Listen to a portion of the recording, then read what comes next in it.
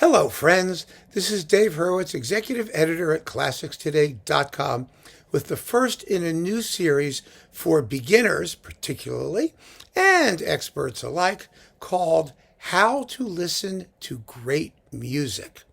Now, I know a lot of you think when we say great music, we mean classical music, but I don't mean that at all. I mean great music, whether it's classical or not. Not all classical music is great music. And not all great music is classical. There is great music because it has purely musical qualities. And that is what I want to talk about.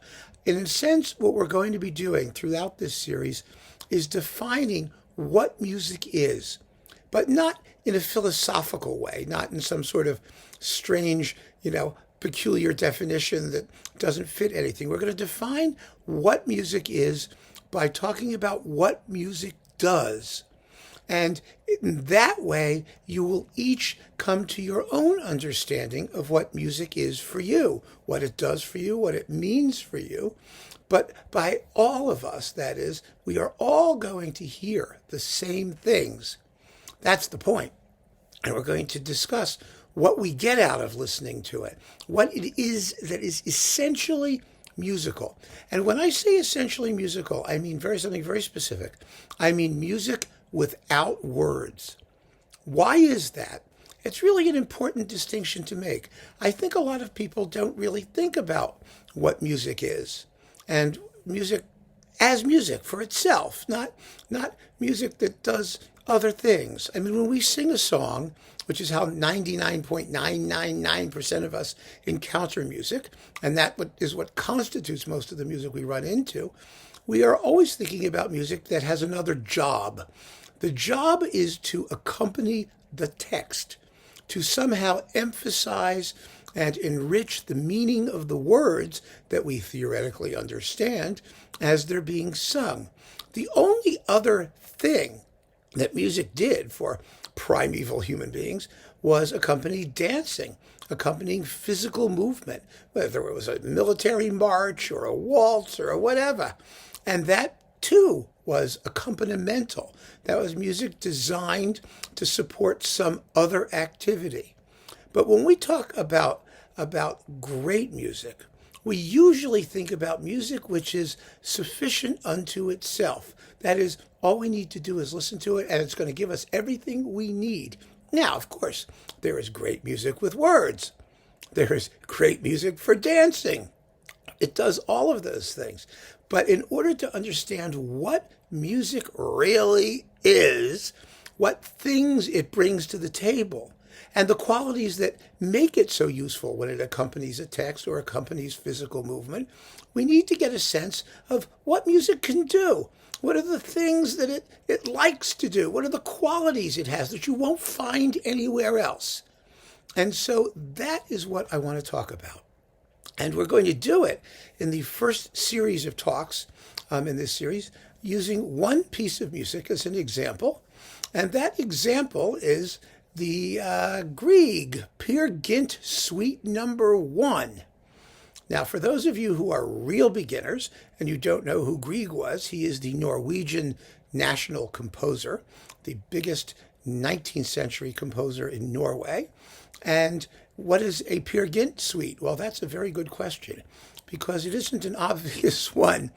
Peer Gynt is a person. His name was Peter Gynt was his last name. And it's a play by the great Norwegian playwright Henrik Ibsen. It's a play in verse, actually. It's an epic poem type play. And in this play, Peer Gynt is kind of a ne'er-do-well, adventurer, sort of a loser, who goes running around and has a series of really crazy adventures, and he lies and cheats and swindles and whores his way through the universe until he comes back eventually. So, what is the suite to this play? Well, at one point in his career, Grieg was asked by a theater to write a series of pieces of music for the play. Because in those days, I mean, it's a film score essentially, except they didn't have film or electricity. So the way you had music in a theater was to have a full orchestra sitting there in the orchestra pit playing music to accompany the play. And there were songs, and there were interludes, and there was an overture, and there was just as though we see a movie now. There was music that backed the dialogue. That's called melodrama, technically. And Grieg wrote all of that. He wrote a big, juicy pile of music, more than an hour, almost an hour and a half of music for this play, which is quite long.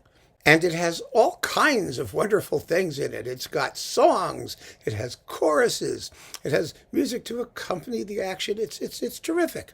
It's absolutely terrific. And you know it. You've heard some of it. You'll recognize some of it as we get to it. It's incredibly well known. It's incredibly popular. It shows up all the time backing movie trailers and TV commercials, and because it's so well known, number one, and number two, it's just so effective at what it did. But the reason I chose the Peer Gynt Suite is because some of these numbers, not all of them, but some of them, originally had voices. And when Grieg made the suite, he took the voices out, and he just made purely instrumental pieces that you listen to without the words. And so one way to get at a sense of what music by itself can do is to compare the versions with the words to the versions without the words and see what the differences are. You see, this is very simple. It's very straightforward. But I think it's very meaningful, and I think most often we don't really think about these things. We just listen to it, we enjoy the tunes, and that's that. But we don't really think about what it means to listen to music that doesn't have words. We say, oh, it's pretty, it's exciting, it's whatever, but it's doing some very, very specific things. And that's what I want to get at.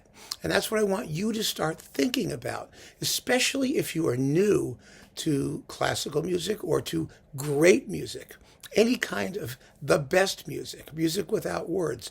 And it doesn't matter. It doesn't matter what we choose as an example, in the sense that I want to choose one that's appropriate to the topic. But, some people would say, well, Grieg, he's not as big as Beethoven, or he's not as big as Wagner. It doesn't matter. Great music is great music, and all of it shares in these same qualities of greatness. It all does everything. So we can just pick the best example and not worry about the rest.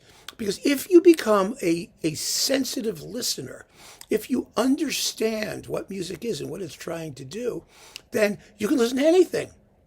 Absolutely anything. And we don't have to get into tired explanations of different kinds of form and different kinds of the media of great music, or, symphonies versus concertos versus, we don't have to deal with it, because you will simply know how to listen to any piece of music that gets thrust in front of you. And that's where I would like you to be when we come to the end of this particular journey. I don't know how long it's going to be. I don't know how many talks there will be. Probably a few, quite a few maybe, but I just hope they're interesting.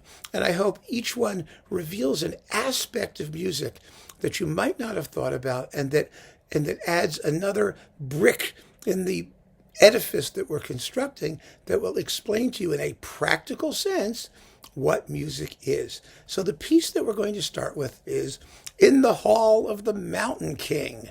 That's what it's called, of course. What the music does and how it represents the Hall of the Mountain King and what happens in the Hall of the Mountain King depends on whether it's in the play or whether it's just in the suite and played for itself. So let's start with that. I'm going to play you the piece as it was originally written. And here we have, by the way, I just have to say, it's on Naxos, a wonderful performance with the Royal Scottish National Orchestra and the Malmo Symphony, one or the other in this big box of all the Grieg orchestral music, conducted by Bjarte Engeset, who is a superconductor of this music. It's on the Naxos label. So let us listen to the original version of In the Hall of the Mountain King. It's only 2 minutes and 40 seconds long. You got to have that much patience to just sit and listen. Do nothing else. Just listen.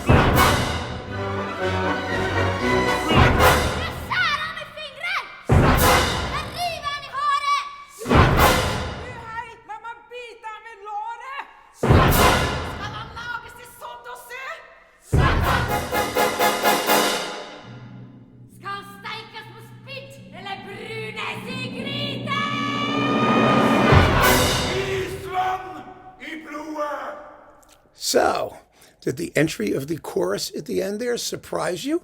And all those people running around screaming in Norwegian? I'll tell you what they were saying. I'll tell you exactly what was going on. It's very simple. Peer Gynt has this fantasy that he's he's running into a bunch of trolls. And in fact, the troll king wants him to marry his daughter, who is less than attractive. She's a troll.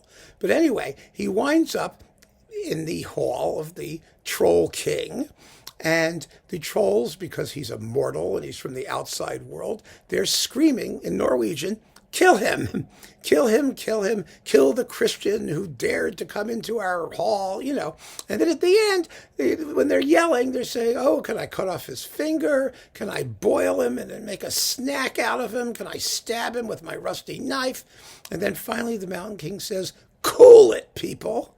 And that's the end of it. That's how it ends. And that ending is quite abrupt, as you noticed. It kind of just stops because what's happened? What's happened is that the play takes over from the music.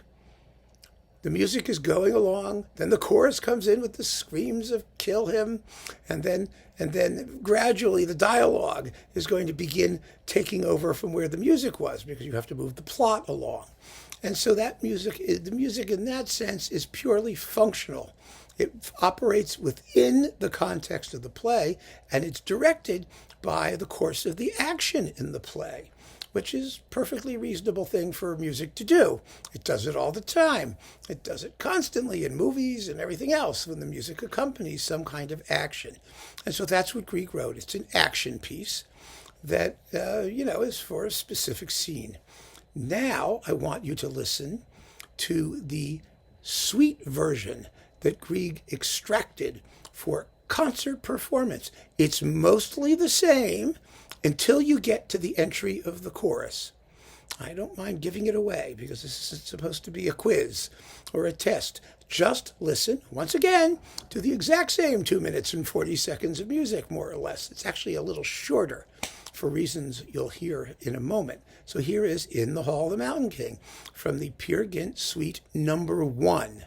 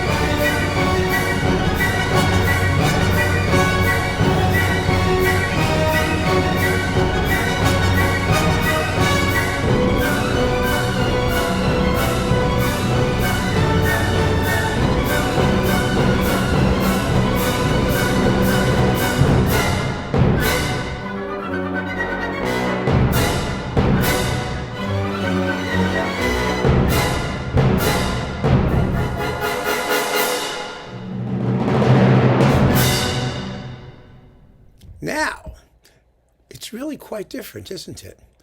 The thing that I think I would like to point out, and which I hope you'll have heard yourself, and we'll listen to it again if we need to, but is that when the chorus comes in the first version, you stop hearing the tune, the music. You listen immediately to the chorus because they're shouting at you. And so your ears go, words. I want to know what they're saying. I want to hear what they're saying. What is that shouting about? Formally, what the piece is, the way that it's built, is very, very simple. It's the same tune repeated 3 times, each time louder and a little faster and a little bit more exciting until the last time around the full orchestra comes in. But in this particular case, when the chorus is accompanying, you don't even really hear the melody anymore. It becomes an accompaniment to what the chorus is screaming about. And because they're telling us what's going on, they're saying, kill him, kill the Christian, kill him, let me cut him up in pieces. I mean, if you're Norwegian, you understand that right away, theoretically. And if you're not, you follow the words. And I just told you what it meant. The noise underneath the chorus is very effective at supporting what the chorus is shouting about. But when you listen to it as an independent piece of music, you don't know what's going on at all. You just have to focus on the emotional or expressive character of the music. And for most of the way, it's the same as in most versions, right? It starts with a very creepy, prowly tune, beautifully scored, by the way. It has plucked cellos and basses, alternating with solo bassoon.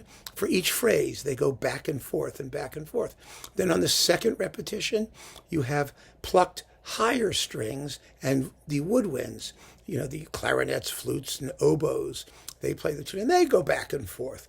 And then finally, the third time around, in the suite version, the full orchestra comes cranking in with the tune and the violins and the brass and the bass drum and cymbals going boom, chick, boom, chick, boom, chick. I played that a bunch of times.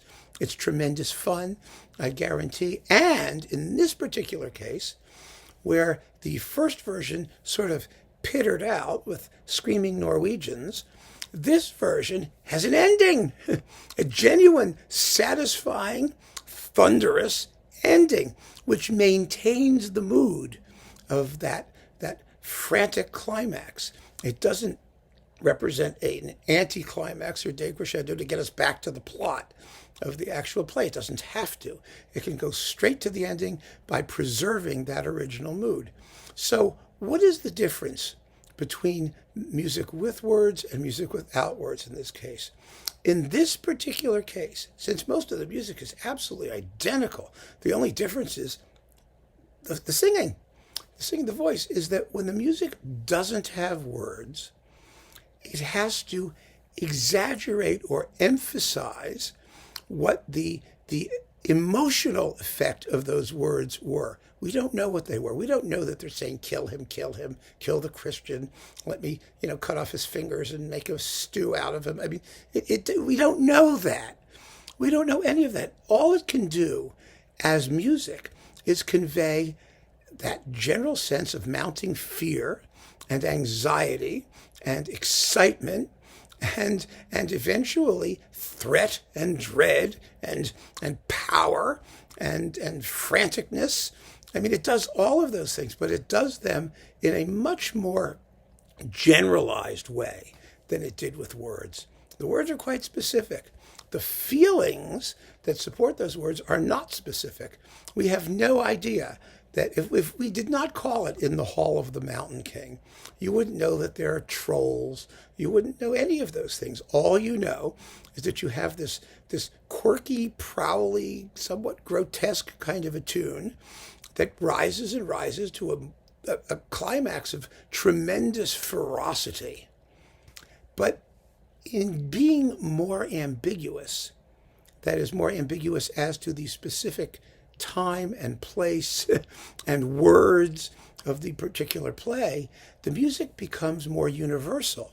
It becomes more expressively powerful in a general sense, but it's more powerful because we have to focus only on what's happening in the music. And I will say also, when the choir comes in, when the chorus comes in the first time around, you lose the tune. It's in the back, but you're focusing on the words, and the choral parts are actually rather uninteresting. They don't have a separate melody. They're just going dum bum bum dum dum ba dum bum bum ba dum bum bum bum ba dum. It's a very uninteresting choral part because all that matters is that they spit out the words. But when you hear the same tune repeated 3 times, each time with mounting speed, excitement, and power, the effect of the work is much more cumulatively strong and exciting than it is when you just have people yelling on top of it. I think that that's very clear. I want to play for you one more time the suite version, just so you get a sense of that. This time, instead of just, listening casually to what's happening and noticing that the chorus isn't there, listen to how Grieg builds the tension into these 3 repetitions of exactly the same tune, and then how he wraps it up with a real bash, crash, slam, bang ending, that makes the whole thing even more emphatic than it was in the vocal version. So here it is one more time. Listen to it very, very carefully. That means just relax, open your ears, and let it flow.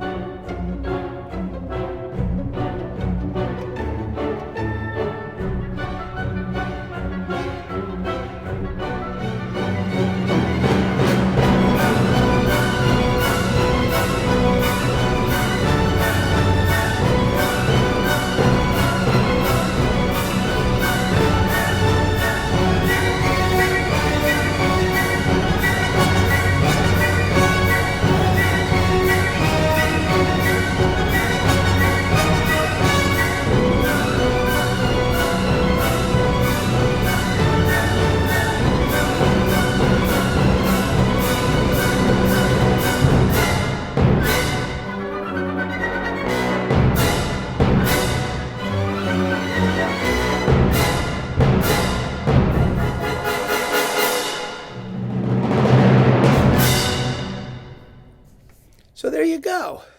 It was easy, wasn't it? Even obvious when you think about it. It really is. What music can convey without words is the essential expressive affect, the emotion of whatever those words might have been, only with greater intensity and with less specificity. And that's a purely musical quality. Music does that. It allows us to hear and to feel certain emotions and feelings, whether there are words there or not. And whatever you decide is going on is right. It's right for you. Everyone will have their own slightly different take on what that music actually expresses. But everybody will agree that it expresses mounting franticness, terror, power, and excitement, and it's no question. It's what it is. It's what it is. And that's one of those essential musical qualities. The first, I think, essential musical quality I want us to understand, that music by itself, without any words and without any help, can express every bit as much of what words do, only more powerfully, more specifically in the sense of the actual feeling that it conveys. Beyond, the actual meaning of the words. Music can do that. And we need to know that. And so when we listen to music without words, I would like you all to keep in mind that that's one of the things that's going on. Now, what it's going to take before, you begin to feel that you understand what it's doing, that's a question of experience. But that's all it is. It's just experience. It's not, you don't need anything special or specific. I mean, think about how you learned your native language, if it was English, if you were here in the US or the UK or somewhere like that, or any other country when you were a little kid. You didn't think about grammar. You just soaked it in, and you knew it. We're wired to apprehend things that way. And we're wired to understand music that way too. You don't need a vocabulary. You don't need to take a course. You do need to listen. You always have to listen and give it your attention, and it will speak to you. And the more you listen and give it your attention, the more it will speak to you. I think most of the time we actually block it out because we feel that we need to know things before as a prelude, but we don't. Not with music. We do with languages. After you get past a certain age, you no longer just absorb them. You have to take a course. You have to go to a class. You have to understand grammar. You have to memorize vocabulary. The thing about music, and I really believe this in my heart, is that it never changes. We change, but the music doesn't change. And we never lose the ability to soak it up, just as we soaked up languages when we were kids. It's only a question of spending the time and doing the active listening. So keep on listening, folks, and please join me for the next in this series. And I really hope that by the time we get to the end of it, we'll have created a systematic, step-by-step examination of the unique musical qualities that great music displays for our enjoyment. Take it easy. Bye-bye.